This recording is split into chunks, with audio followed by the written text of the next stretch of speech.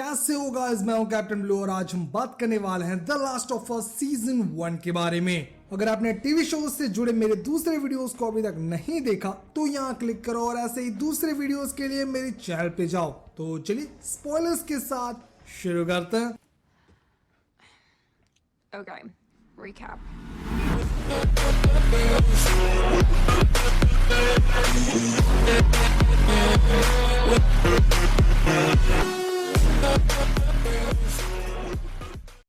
Series की शुरुआत होती है 1968 में, जहां कुछ साइंटिस्ट डिबेट कर रहे हैं और ये फॉरेन डिबेट्स हैं, तो यहाँ पर आपको इंडिया वाले अनपढ़ गवार चूतिए पत्रकार नहीं मिलेंगे।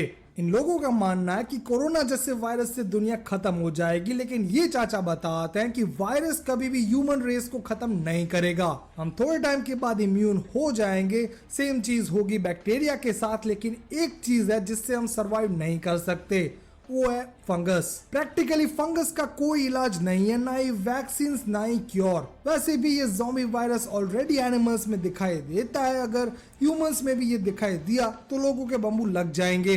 हम मिलते हैं जोएल से, जो एक सिंगल फादर है और आर्मी वेट है। उसकी प्यारी सी डॉटर सैरा और उसका सेल्फलेस केयरलेस ब्रदर टॉमी। ये फैमिली काफी बढ़िया तरीके से जी रही थी कि कॉर्डिसेप्स नाम का एक फंगस म्यूटेट हुआ और पूरे वर्ल्ड को टेक ओवर करना शुरू किया। पूरी फैमिली अपने हाउस होल्ड से एस्केप करती है और सीधा मैक्सिको जाने की ट्राई करती है, लेकिन ऐसा नहीं हुआ। ये वायरस काफी जल्दी फैल रहा है। मोस्टली फोर्सेस का काम लोगों को बचाने का होता है, लेकिन यहाँ आर्मी इन्फेक्टेड्स को मार रही है और वो शूट करते हैं जोएल को। वो बच जाता है, लेकिन सैरा नहीं बच पाती, जो काफी सैड सीन था। 20 साल के बाद क्यूजी सेंटर्स एस्टैब्लिश हुए हैं, जहां मिलिट्री गवर्नमेंट काम करती है, जिनका नाम है federal disaster response agency, in short फेडरा। इन्फेक्टेड लोगों को इमीडिएटली मार दिया जाता है, जो हुआ इस बच्ची के साथ। जो यहाँ डेड बॉडीज को ठिकाने लगाने का काम करता है, वो अभी बॉस्टन क्यूजी में है। इसके अलावा यहाँ स्मगलिंग में भी वो काफी इन्वॉल्व रहता है। उसकी पार्टनर है टेस, जो काफी बैडएस बंदी है। अब टॉमी वेस्ट गया हुआ था और उसने कुछ मंथ से कोई मैसेज नहीं भेजा, इसलिए जोएल टेंशन में आ जाता है। इन लोगों ने रॉबर्ट नाम के एक बंदे को कार बैटरी के लिए पैसे दिए थे, लेकिन वो उन्हें चूना लगाकर वो बैटरी फायरफ्लाइज को दे देता है। फायरफ्लाइज एक रेबल ग्रुप था जिनकी लीडर है मार्लिन, और उसने एक छोटी बच्ची एली को कैद करके रखा है, जो इतनी नाइस नहीं है। मार्लिन बताती है कि एली ज़ॉम्बी वायरस से इम्यून है और इसीलिए उसे फायरफ्लाई स्टेशन ले जाया जाएगा, जहां उसके ब्लड से क्योर बनाया जा सकता है। वो लोग इसके लिए जल्द ही रवाना होंगे। दूसरी साइड जोएल भी अपने भाई को ढूंढने जाने वाला था, तो वो बैटरी की तलाश में निकलता है। यहाँ पहले ही दंगे हो चुके थे और इसीलिए मार्लिन जोएल के साथ डील करती है कि अगर वो एली को लोकेशन पर पहुंचा देगा तो वहां पर उसे कार, फ्यूल और बाकी सारे रिसोर्सेज दे दिए जाएंगे। टेस अग्री करती है और ये लोग रात को ही यहाँ से निकल जाते हैं, पर उन्हें ये बंदा पकड़ लेता है और टेस्ट करने पर पता चलता है कि एली इन्फेक्टेड है। जोएल ने बचा लेता है, लेकिन एली का क्या करना है ये उन्हें नहीं पता।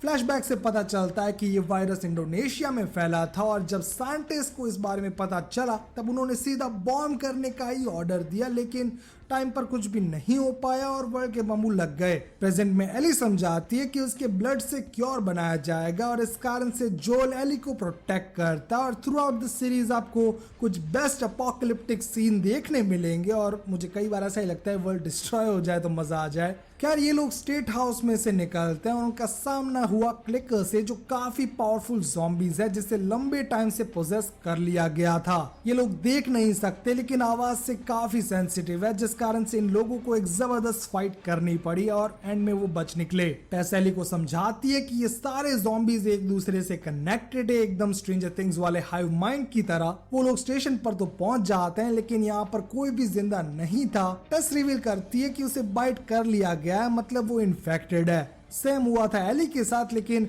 उसका बाइट हील कर रहा है, मतलब वो एकदम इम्यून थी। टेस को इससे इंस्पिरेशन मिलती है और वो चाहती है कि जोएल कैसे भी करके एली को बचाए। जोएल एक इन्फेक्टेड को शूट कर देता और बहुत सारे ज़ॉम्बीज उनके साइड आते हैं। टेस खुद को सेक्रीफाइस करती है और ज़ॉम्बी किस के साथ उसकी डेथ हुई, जबकि एली और जोल यहाँ से बचकर निकल जाते हैं। एली और जोल रास्ते में देखते हैं गवर्नमेंट एक्सिक्यूशन के विक्टिम्स, जिसे 2007 में गवर्नमेंट बचाने के नाम पर ले गई थी और उन्हें इंटेंशनली मार दिया गया। लेकिन इसमें सब लोग नहीं मरे। मिलिए बिल से, जो एक सर्वाइवलिस्ट है। ये लोग सालों से ज़ॉम्बी अपोकलिप्स की राह देख रहे थे जो फाइनली आ गया, और वो इसलिए बंकर में से सारे रिसोर्सेज के साथ प्रिपेयर्ड था। उसने पूरी कॉलोनी को कवर कर लिया, फ्यूल इकट्ठा कर लिया और वेपन्स उसके पास ऑलरेडी थे। आसपास की सारी जगह पर ट्रैप्स लगाने के बाद वो एक नॉर्मल लाइफ जीने लगा। इन्हीं ट्रैप्स में फंस जाता है फ्रैंक, एक सीधा साधा पेडेस्ट्रियन जो बचने की ट्राई कर रहा था। बिल थोड़ा कॉशन बंदा है, पर फिर भी वो फ्रैंक को खाना खिलाता है और दोनों रोमांस शुरू करते हैं। कुछ साल बाद ये लोग अच्छी तरीके से सेटल हो चुके हैं। रेडियो कांटेक्ट के कारण इनकी मुलाकात हुई टेस और जोल से, जो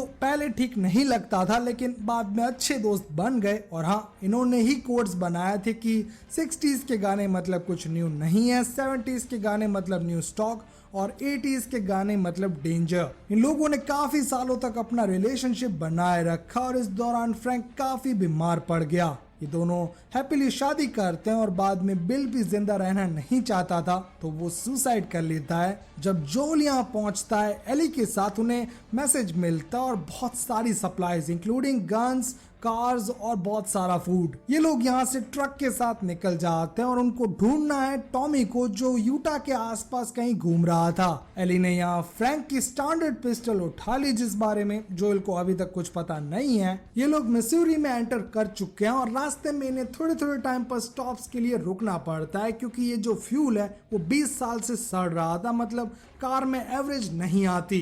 तो थोड़े टाइम पर इनका व्हीकल रुक जाता है और रास्ते में एली पंच जोक सुनाती है जो काफी फनी थे। What did the mermaid wear to her math class? An algebra. Algebra. वो लोग कैंसस सिटी पहुंच चुके हैं और यहाँ का बाईपास कंप्लीटली ब्लॉक था, मतलब उन्हें सिटी के अंदर से जाना होगा। थोड़े अंदर जाने के बाद जोएल तुरंत समझ जाता है कि उन पर एम्बुश होने वाला है और इसीलिए वो भागने की ट्राई करते हैं पर नहीं कर पाते।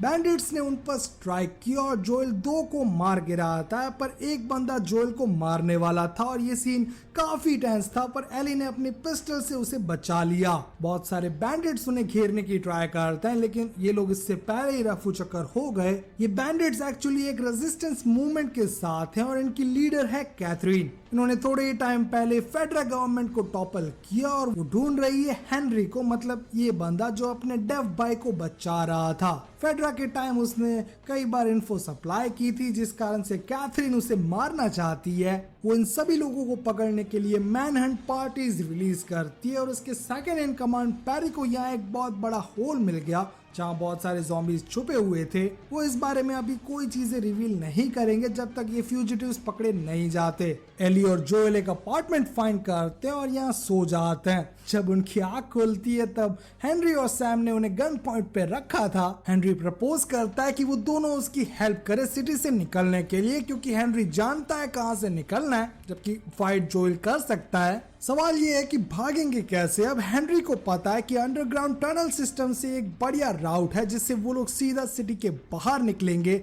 पर एक छोटी सी प्रॉब्लम थी कि जब ये क्यूजी बना तब सारे ज़ॉम्बीज को अंडरग्राउंड भेज दिया गया था, मतलब वहाँ उन्हें एक पूरी आर्मी मिल सकती है। हेनरी बताता है कि सारे ज़ॉम्बीज मर चुके हैं, टेंशन लेने की कोई बात नहीं है, प्लस उनके पास और कोई ऑप्शन भी नहीं था, इसीलिए वो लोग प्लान के साथ आगे बढ़ते हैं। एली और सैम जल्द ही दोस्त बन जाते हैं और टनल से निकलने के टाइम उन्हें काफी अच्छी चीजें देखने मिलती है, लेकिन ये कम्प्लीटली सेफ था। उन्हें कोई भी ज़ॉम्बी नहीं मिला, लेकिन बाहर निकलने पर एक स्नाइपर उन्हें देख लेता और रेडियो पेट्रोलिंग के थ्रू सीधा कैथरीन पूरी आर्मी लेके वहां पहुंच जाती है। अपने भाई को बचाने के लिए हेनरी सरेंडर करता है, लेकिन तभी अंडरग्राउंड में रहे सारे ज़ॉम्बीज बाहर निकलते हैं। ये सीन रियली जबरदस्त था, क्योंकि अगर ऐसा नहीं हुआ होता तो हमारी गैंग मारी जाती। खैर जोएल ऊपर से स्नाइपर कवर देता है और टीम बच निकलती है। कैथरीन को ये मोटा ज़ॉम्बी मार गिराता है, जबकि एली को पता चलता है कि सैम को पैर में बाइट कर लिया गया है। वो यहाँ अपना ब्लड लगाती है और ये समझकर कि वो सरवाइव कर जाएगा, पर नहीं।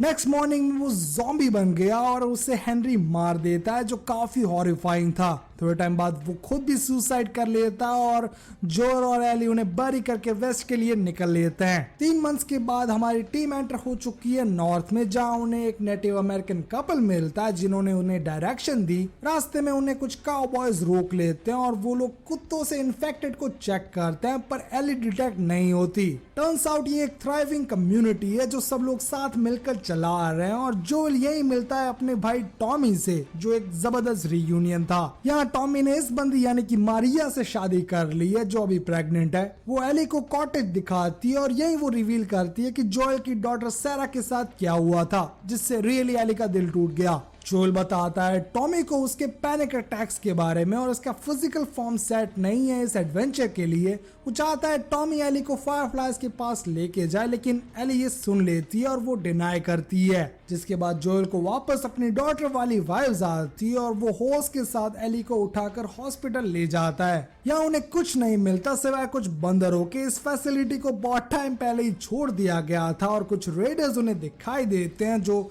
जोएल पर अटैक करते हैं और उसे इंजर्ड कर देते हैं। जोएल उनमें से 2 को मार देता है और वो लोग यहाँ से निकल जाते हैं। स्टैब वुंड्स के कारण वो बेहोश हो गया और एली को पता नहीं है कि अब क्या करना है। वो उसे एक हाउस में रखकर रेस्ट करने को कहती है। जोएल को लगता है कि वो मर जाएगा, इसलिए वो एली को ईस्ट जाने को कहता है जहां टॉमी उसकी हेल्प कर सके, पर वो नहीं मानती। उसे याद आता है अपना पास जहां वो फेडरा फैसिलिटी में ट्रेनिंग ले रही थी। उसके पार्टनर्स उसे काफी बुरी तरीके से ट्रीट कर रहे थे और उसकी बेस्ट फ्रेंड राइली फैसिलिटी छोड़कर भाग गई थी, पर रात में वो रिटर्न होती है। वो उसे अपने डोम रूम छोड़कर कहीं स्पेशल जगह आने के लिए इनवाइट करती है और एली मान भी गई और उसके साथ जाती है। वो लोग एक बहुत बढ़िया मॉल जाते हैं और यहाँ राइली रिवील करती है कि वो एक फायरफ्लाई बन चुकी है और वो रेजिस्टेंस के लिए काम करेगी। इस मॉल में एक्चुअली आना मना था, लेकिन राइली बताती है कि यहाँ कोई भी नहीं है, वो लोग काफी इंजॉय करते हैं। रियली में देखा जाए तो यहाँ पर एक बहुत ही बड़ा वाला ज़ॉम्बी है जो उनकी आवाज से कॉन्शियस हो गया। राइली बताती है कि उसकी पोस्टिंग अटलांटा हुई है और ये उसकी लास्ट नाइट है, इसीलिए वो यहाँ से जा रही है। ये दोनों